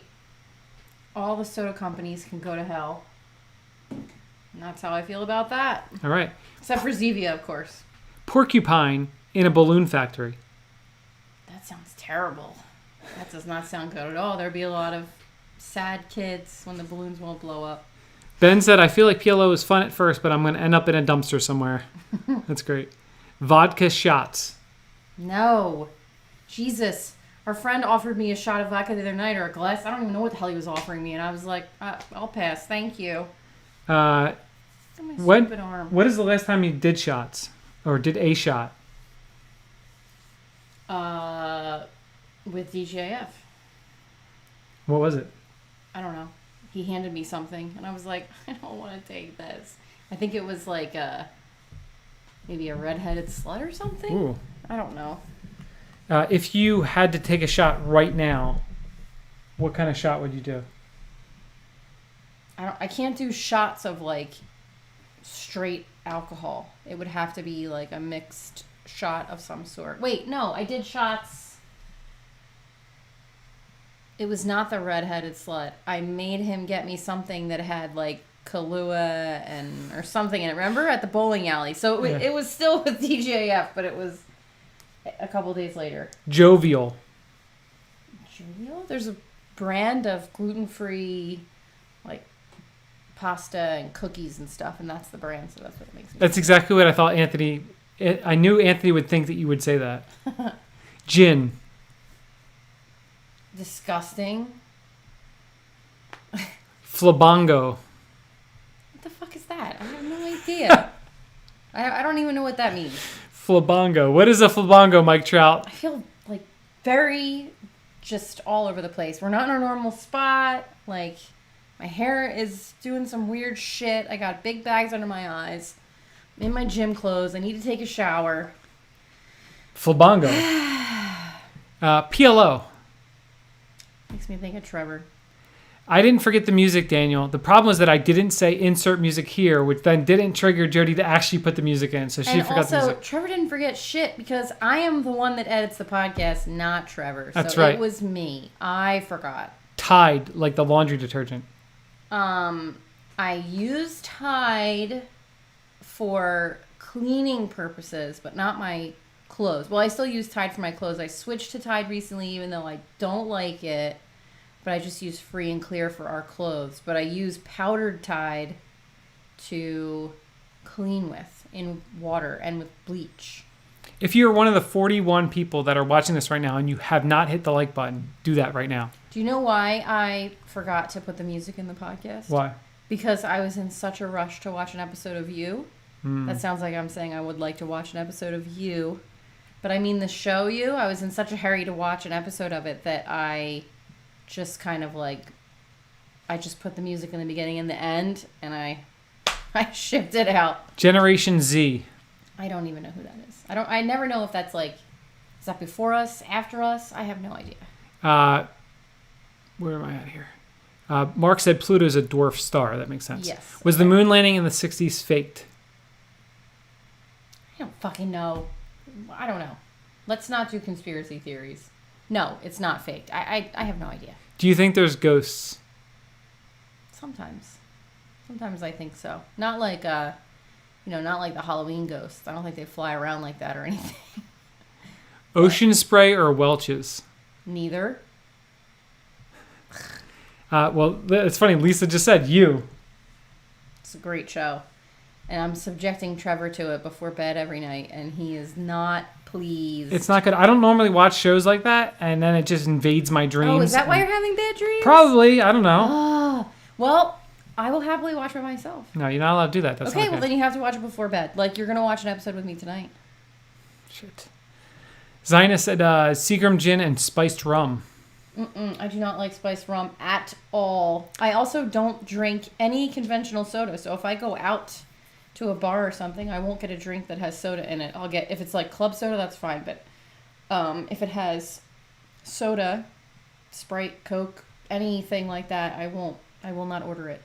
Jenny says Cactus Cooler Shooter is awesome. I never heard of it. I'll have to look it up. I just bought 3 bar books to decorate our bar cart with, and it's like all recipe books and stuff. Casino slot machines. They can be fun sometimes. We used to grind some angels and devils back in the day. Yes, that was fun. Do you remember when AG would do the spin and win? AG, are you still here? Spin and win. Oh my God. And he would just say it over and over again. Bongos. Jesus. Bongos? I don't know. I just picture bongos. Drinking contests. No. No drinking contests for me. Jenny said flabongo sounds like flip-flop and bongo. Harmony. Harmony? singing well together? Partner. You? Aw. Jenny said you is creepy. Anthony said you just gained 100 subscribers with that Tide laundry detergent talk. What? Why? Dalton said don't touch the dislike button. If you do, Jody will find you. You is absolutely creepy, like beyond creepy, but I can't stop watching. I have no idea where it's gonna go, and so I need to know. And we're like almost at the end of season 1, and there's one more season, and I just want to know what happens. Like I need to know what happens. Yep. Also, Penn Badgley, the guy who plays the main character, every time I watch it, I don't know if AG's here or not, but whenever I watch the show, all I can see is AG doing all this creepy stuff, which, maybe he does. I don't know. What was I going to say? I don't know. I don't remember. If you could own another vacation home outside of Florida, where would it be? Well, we have discussed buying a house at the Jersey Shore. Like maybe by Atlantic City. So especially if Trevor's playing some kind of a tournament or something, he has a place to go instead of having to drive back home again, which always sucks. Plus, like, Brigantine is where everything began for us, basically. So, yeah, I would love to have a place there. Or California, obviously. I don't know. Somewhere by the beach. I don't like going in the ocean anymore, but I do love the beach. Butt or breast? Breast. You like breast better than butt? Yeah. I think I do too. I don't know. I don't believe that for a second. You are obsessed with my butt. It's all you do all day long. Touch it, talk about it, look at it. I was at the gym today feeling violated by my own husband. Mm-hmm. You're feeling violated? I mean, not really, but you were... Every move I had to do in the gym, you're like, I like this view. I like this view. Spin the bottle. Oh my god, I haven't played Spin the Bottle. I don't think I've ever really played Spin the Bottle, actually. No? No, I don't think so. Do you want to play it tonight? What the hell would be the point of that? There's a point to it. There's nobody here. It's me and you. Yeah, but you can do it. What? Puke and rally. No, that's what Edong does. His food poisoning. The food poisoning makes him puke, and then he's like, all right, I'm good. Let's do this all over again. Mark said, where can I watch this show? So Mark or anybody else who wants to watch the Solve for Why Poker Out Loud, if you go to the Solve for Why YouTube channel. Is he talking about the show You? Oh. Or the... Probably. Nobody gives a shit about your... I'm kidding. Obviously people care. Tuesdays at 7 p.m. Eastern. That's when the new... I think there's 10 episodes. There's 90 hands, so 10 episodes. Or actually, no, I think they just said they're going to condense it down to 8 episodes. But if you want to watch You... That's on Netflix. That's on Netflix. Most amount of paper cash you've had on you at once. What was the question? Most amount of paper cash you've had on you at once. I legitimately have no idea. Trevor shoves money in my purse. That's true. When he wins tournaments and stuff, so. But I feel like we should bring up a YouTube video for this. You guys want to see a YouTube video? For what? For the paper cash. Oh, God. Let's bring up a YouTube video. Hold on. Because I can actually do this now because I know what I'm doing. Is this Ava? Yeah. All right. Hold on. I'm going to get it to come up here. Right. Not that one. Why is it going to there? It's an ad, isn't it? Okay. I want to go to here and then this is taking forever. In the meantime, Dalton said every time I watch the show, my mom would always walk in during his intimate moments in the back of the stores. What's your favorite Top Shot card, Jody? I think they're all the dumbest thing I've ever seen. My favorite Top Shot card, Mike Trout, is either we have a Giannis number 34, so the jersey number, or the LeBron number 3 that we have is probably the two best ones. What is this? This is my YouTube. This is the other YouTube. Why does it say Jody Savage? Because I had to switch it for some reason. Don't worry about it, bro. Okay, let's see here. Larry said your audio is lacking. We got to move the microphone over here for you. Oh, Jesus. Oh, my That just went out. fucking God. Sorry, Larry. Do you think online poker is rigged? How did you just... Okay. Okay, here, I'm going to bring this up. I got to pause this first. Okay. Oh, your boobs are in this one. Forgot about that. That's why I just did this. Whatever. Okay, so we're going to make this small again. Now I'm not even in the picture, really. All right, here you go, guys. Here's a YouTube video. This is Ava, who is now almost 13 years old. You need to full screen it. I can't. It makes it too small. Okay. Do it. Is it working? She was stupid. This is her first steps. Can I have it, Ava? Can I have it? She's like, Okay, walk to mommy. Come here.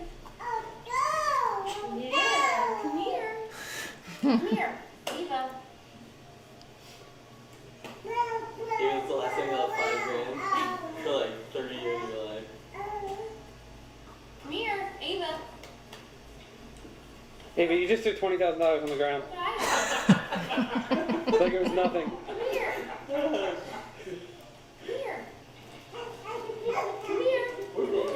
You can do it. Come on. I don't know. Let's go. Come on. There you go. There's her first steps.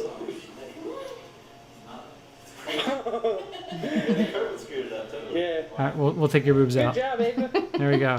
Good job. So that was Ava's first steps. Why did I bring that up?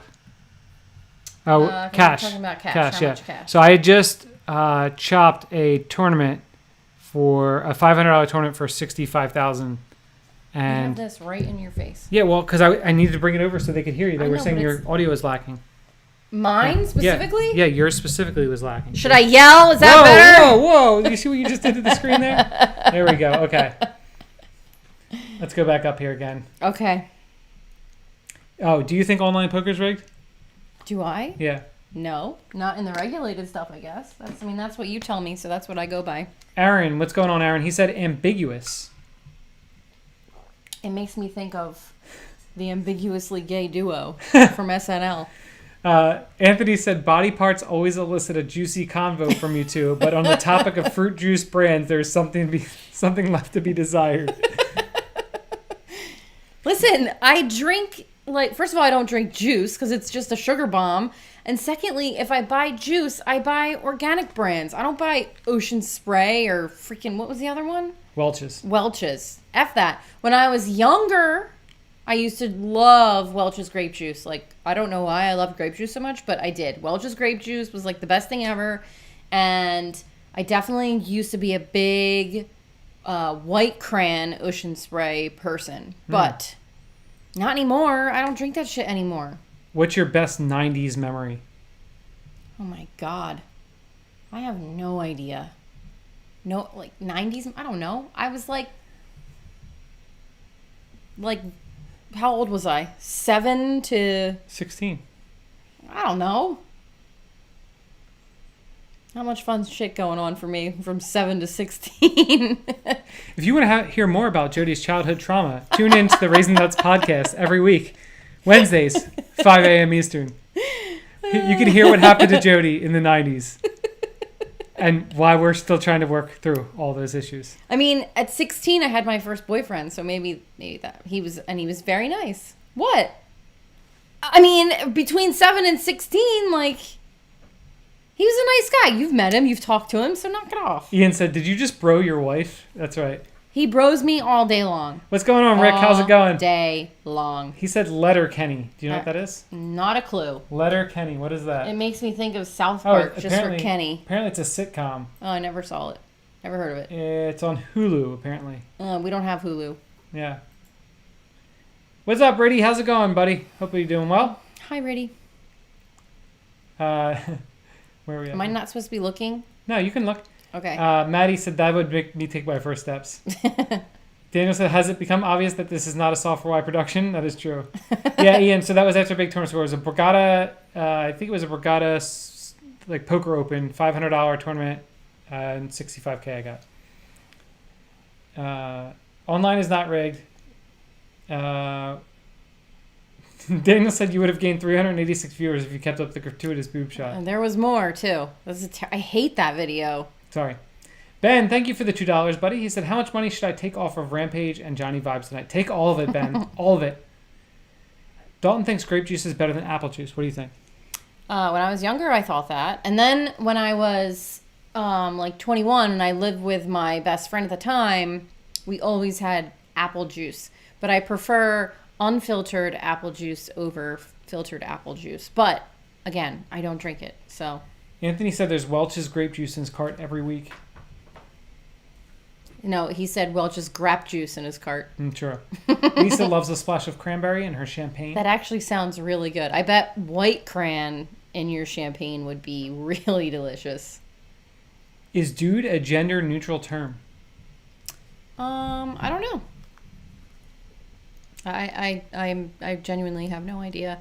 I say chick for girls, and our kids yell at me. They say, "Why do you say chick?" I'm like, I don't know. Just what I say. Already just got to Vegas. Drove in from Portland. Wow. I hope you crush them, man. That's awesome. Get them good, man. Lisa said, I can't even take it when Trevor bros Jody. He bros me all the time. You know who else bros us, though? Andrew. Our kids. Oh, yeah. Our kids, brah. Oh, brah. and Ava does it a lot, Yeah. too. Come Every on, time bruh. you say something, bruh. I'm like, seriously, come on.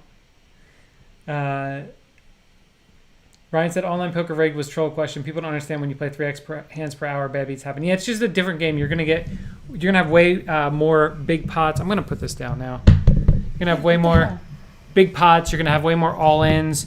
There's gonna be people who are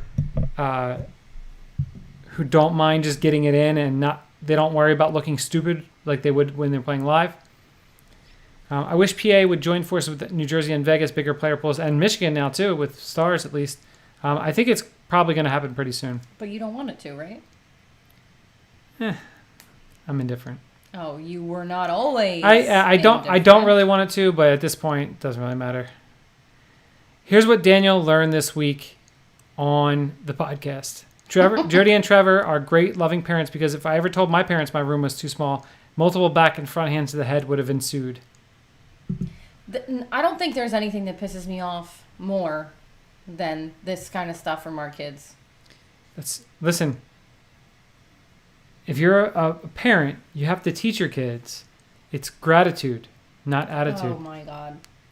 That's right. No, but seriously. Okay, so we live in a 3,000 square foot home, and they complain that our house is too small. Like, I lived in like a 750 square foot apartment when I was growing up, and I shared a room with my mom. So, like, what the hell? It's ridiculous. Baddies. I can't say that word. It's Baddies? My New Jersey accent. Baddies. Am I supposed to? I don't know. That doesn't make me think of anything. I have no idea. All right. What was the thing for you in high school? Example for me, every guy in middle and high school had a pocket comb. Hair was very important. Dalton, wasn't that like 2 years ago, buddy?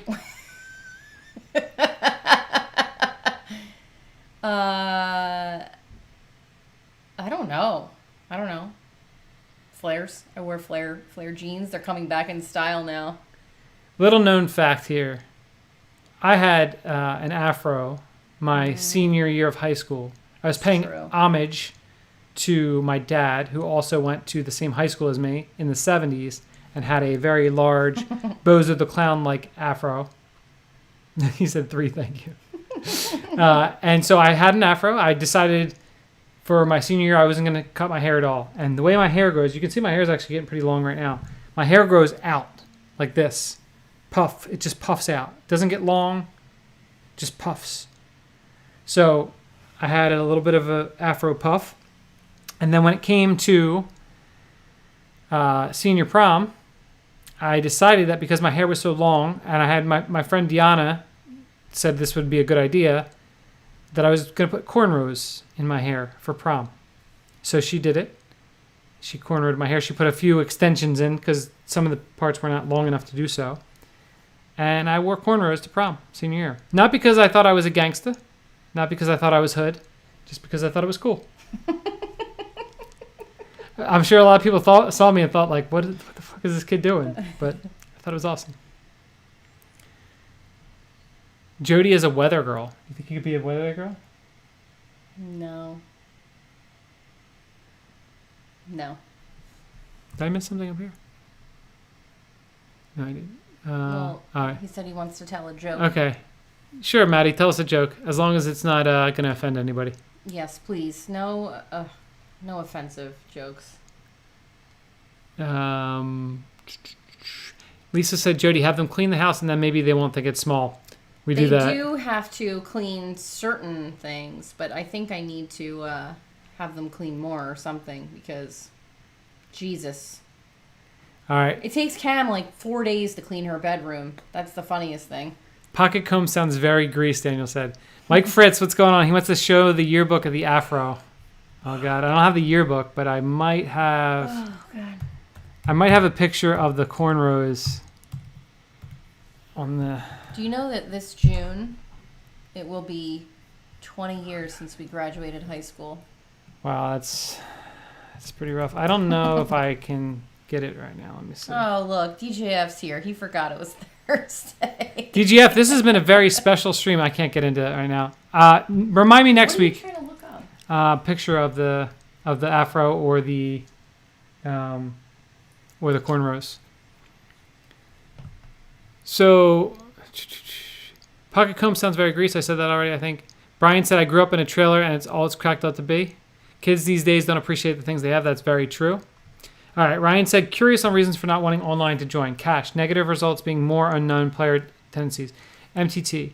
So for MTTs, it's definitely great. Like bigger player pool is better. I don't play MTTs at all, so it doesn't matter to me.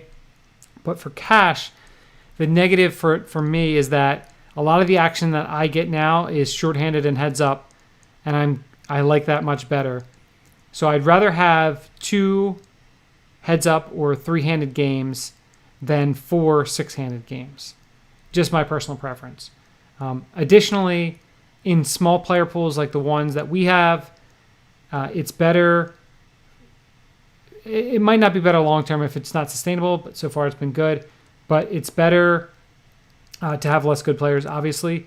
And my concern is that joining with these other states is just going to bring in good players and not many bad players. We'll share the picture of my cornrows at some point. Ben said, if I was selling my mixtape on the street, would you buy it? Of course, Ben. Yeah, my cornrows were definitely very tight also. What's up, DGAF? In the house. Where would I find it? Was that the tailor getting a suit done for brother's wedding, and this one came to mind? What was Trevor doing to help the tailor measure his inseam? What was Trevor doing to help the tailor measure his inseam? I don't know. Jody, have you put any more thought into feet pick OnlyFans? No. Matt, what's the punchline here, buddy?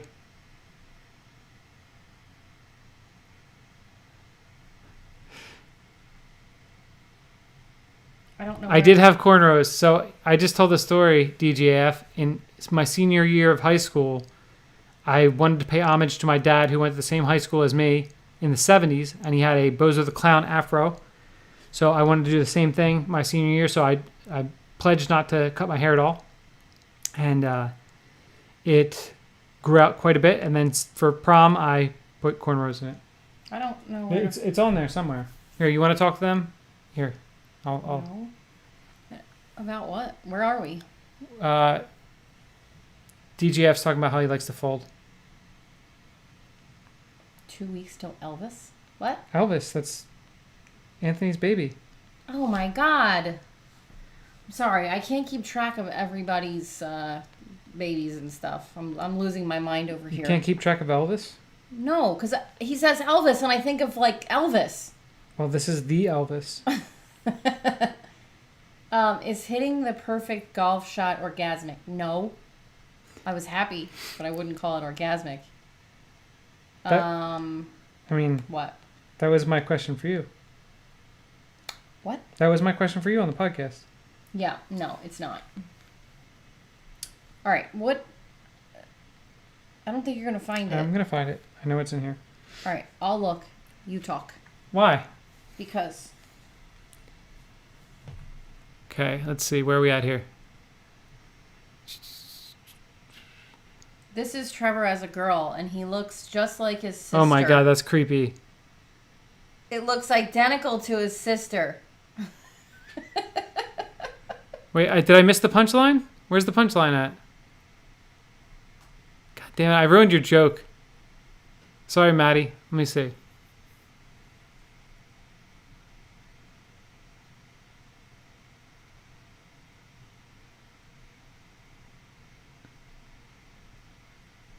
Wow, this is a great stream. Yeah, I know. I'm trying to find. Silence. Did I miss the punchline? That was awful.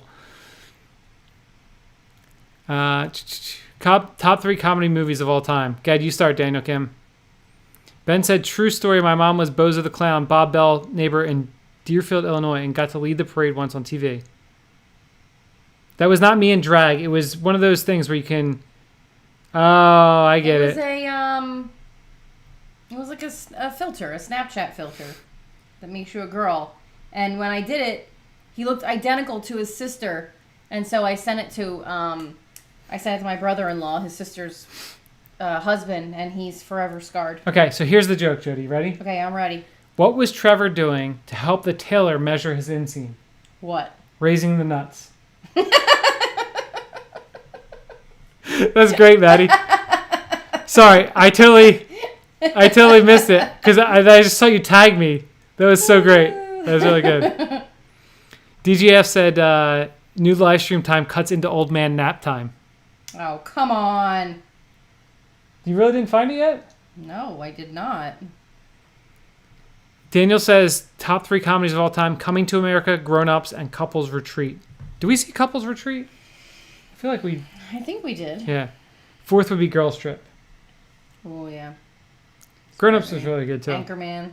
Yeah. Did you see Borat? I don't think I've ever actually seen it. No, I don't think so. Anthony said he cried of laughter, couldn't catch his breath at Borat, the rubber fist scene, and Superbad. I love Superbad. That was a movie I said we should rewatch. I haven't seen it in a long time. I love this picture. This is Trevor's family photo, and they cut right here. Oh, stupid light. Right. Wait, where am I pointing to? Right here. They cut his head off.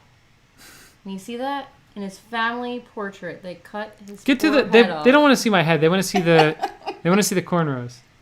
I don't think you actually posted a picture. It's in there. I just looked at it recently. I bet you I'll find it in 2 seconds. But now we're just both going to be sitting here. See you, Ben. You'll find it in 2 seconds. Yeah. That's hilarious. You can't find anything ever. That's true. See you, Ben. Good Bye, luck. Ben. I haven't seen White Chicks. Have you seen White Chicks? Nope. Here's just going to be us looking at our phones the entire time. What is this? Who are the Celtics playing tonight, DGF? What are you looking It was your alien crybabies. at? Oh. Do you have them here? Is that Yes, you? I actually do have cornrows in that picture, but you can't see them in there. So blurry. Yeah, it's really blurry. But that was my traditional outfit when I was in high school. I often wore a wife beater or a cutoff T-shirt and a bandana No, across you my had head. a hoodie on in that picture. No, I didn't. I had a yellow cutoff shirt. It was not. Okay. What's your favorite reality TV show, Jody? Vanderpump Rules. Oh, they're playing Toronto. All the stars have COVID. Jesus. Stanley Johnson's the new Should we Ray show Allen. a picture of Trevor holding a bunny? Oh my God! Don't show that picture, please. Come on now. It's messed up. Thank you so much, Mike Trout. Mike Trout sent us $20.69. He said he's spreading mush DGF So money around. nice. Have nice. you ever seen Planes, Trains, and Automobiles, Jody? Nope. I've never seen that one either. I don't think. You know why? Because Because I don't watch old movies. That's right.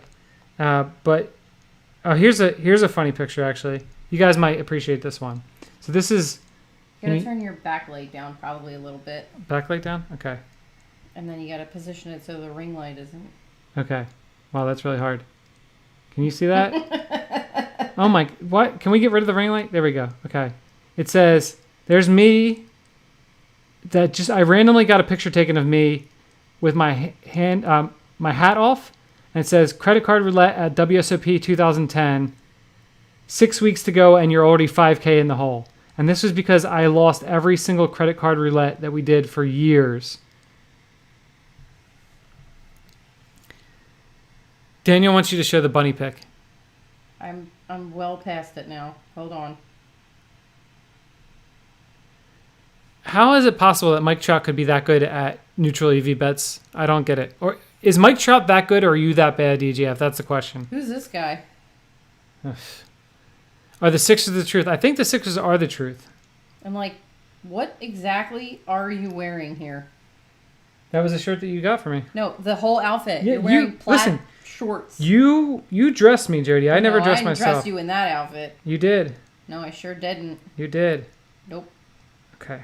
I feel like I'm getting close. All right, what else we got here? So it's just DGF that's bad at it. Here we go.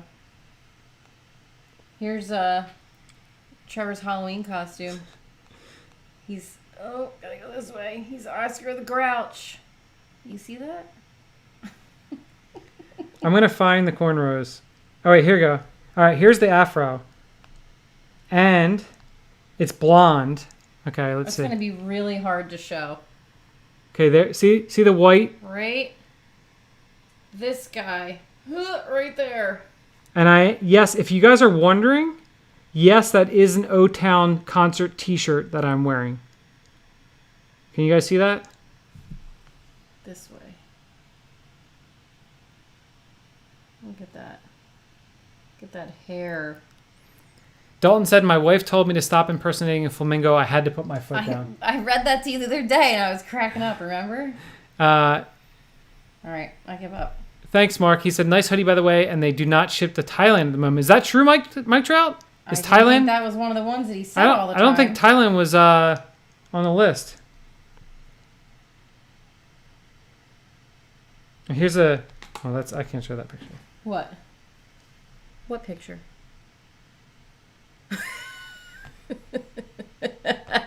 Here you go. You don't even know how to zoom. Oh, I look really tough. Look at that. I have Oh, yes. Very tough. That's where I wouldn't mess with you. Oh, my God. The hair was starting to grow out a bit there. Oh, you missed his first joke, he said. Oh, I missed the first joke. Okay, let me go up to the first joke. I want to die peacefully in my sleep like my grandfather, not screaming and yelling like the passengers in his car. What? That's messed up. You didn't get it? Wait. Oh, here we go. I got it. That's terrible. My hair Who's that next to you? My hair was too dark. Oh, Hold on. Yeah. My hair was too dark to really see the cornrows, but there's cornrows above the... And who is that? That was my date. That's not me. That was my date. You claim that we've been together since we were little kids. Well, you wouldn't come with me to prom, so what could I do? Oh my God. Anyway. All right, where are we at? Let's stop looking at the... You found the pictures. We're wrapping up. All right, let's see. I went to buy some camo bands. Couldn't find any. Huh, interesting. Jenny said credit card roulette sucks. Try to put the same color card, and usually the server chooses a color that stands out. We have a bunch of different strategies so that the person can't pick the card like that. Yes, boy band. That's right. All right, wrapping up. Oh, it's time to go watch an episode of You. It is. All right, we're gonna finish it off here with a couple things. First of all, here's Dalton's joke. Two fish are in a tank. One says, "How do you drive this thing?"